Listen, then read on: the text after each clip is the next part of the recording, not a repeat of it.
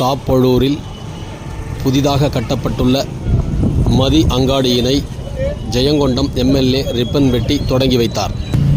அரியலூர் மாவட்டம் ஜெயங்கொண்டம் ஊராட்சி ஒன்றியம் தாப்பழூர் முதல்நிலை ஊராட்சியில் மகளிர் திட்டம் 2024-25 கீழ் ரூபாய் 10 லட்சம் மதிப்பீட்டில் கட்டப்பட்டுள்ள மதி அங்காடியினை ஜெயங்கொண்டம் எம்எல்ஏ காசோகா கண்ணன் ரிப்பன் வெட்டி திறந்து வைத்து குத்துவிளக்கு ஏற்றி தொடங்கி வைத்தார்.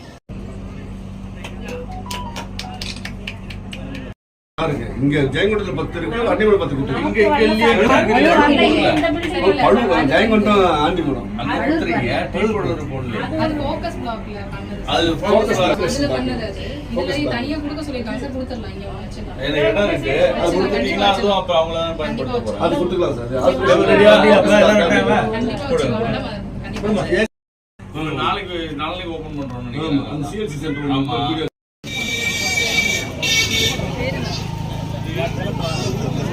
சில பேர்